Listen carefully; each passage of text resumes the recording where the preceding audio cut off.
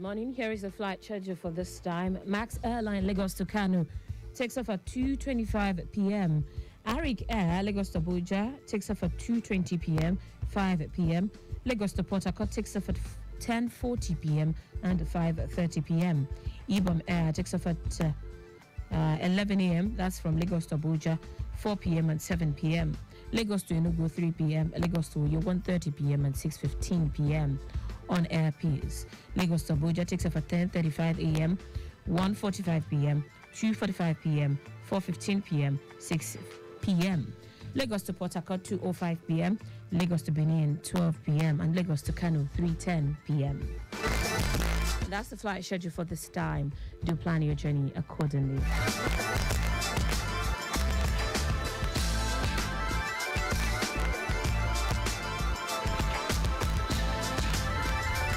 Just listen to Flight Schedule, brought to you by Lagos Traffic Radio 96.1 FM. Abego, they drive JJ on top of the road. My name now Aramadi. Remember, say safety day very important. I just listen to traffic radio, so I know the fastest way to go. Say I wear my clothes, wear my shoe, carry my bag, hit the road, now so I go. Yeah, I say, no hold up for me matter, as long as I listen to traffic radio. No traffic for me matter, as long as I tune to traffic radio. So I go, now so I go. I say, now so I go, now so we go. This is George Nathaniel, Traffic Radio on point.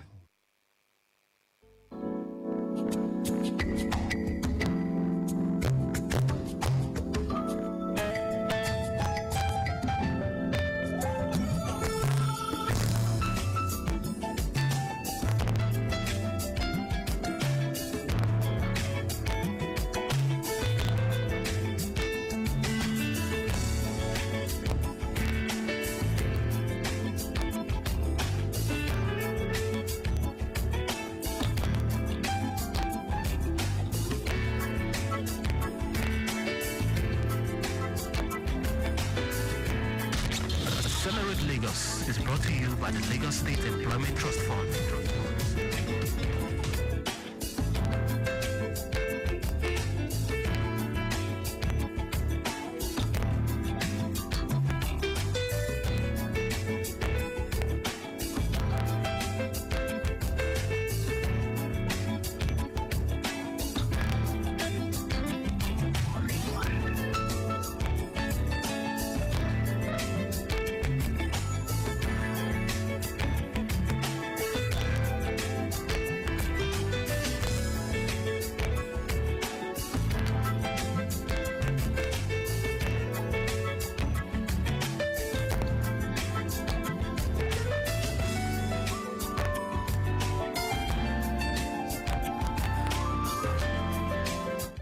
You're still tuned to Lagos Traffic Radio 96.1 FM.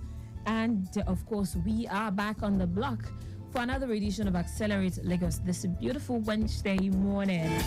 Today on the program, we shall be looking at fostering diversity and inclusion in the workplace. My guest is Simon Alamu. He is the head HR and admin at LSCDF. Good morning to you, Mr. Alamu. Good morning, listener. Good morning, Lagos. It's good to have you back in the building. Yeah, nice to be here again. It appears you come in once in a year. Yeah, or twice. Yeah, I was saying. Is it twice? Yeah. Because I'm thinking to myself, the last time I saw you was around this time last year. Yeah, you're right. And then I came in June. June. Oh, okay. Okay. So I have seen too many faces. Yeah. After the last time we met. Okay, so it's so good to have you back on the block. And today, like I said earlier, we will be talking about fostering diversity and inclusion in the workplace. And before we go on, let me tell those of you on the stretch of Okwebi Allen that we have a report of an accident that's opposite Chrisland School. Okay, so that certainly is causing some sort of build-up there. Traffic manager Omobude, you can keep us posted on how it unfolds traffic-wise, so we can keep Lagosians updated. Let's get down to business now. Simeon Alamo, how would you define diversity and inclusion within the context of a workplace and business landscape?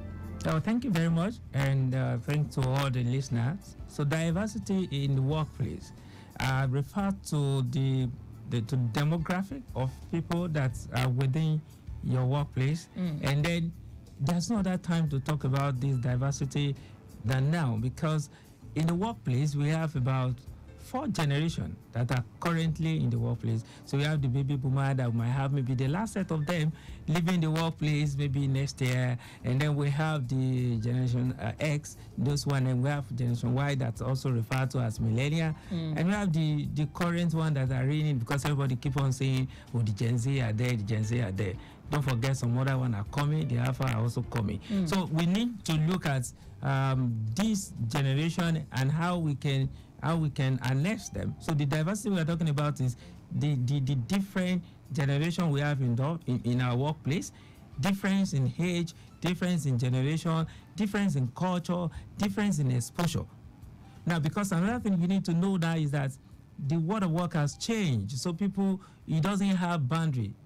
People can be in Canada and be working for a company in Nigeria. Someone can be in Nigeria and be working for a company in the UK. Yes. So you see that cultural boundary has been broken. So if you are the one that is managing people, you need to identify the diverse people that are currently in your workplace and how to harness them, how to work with them so that you can derive the benefit of them. So inclusion, the part of it is how to get everybody involved, include everybody feel among, everybody feel. So there's a term that we look in HR, we call DEIB, diversity, equity, inclusion, and belonging.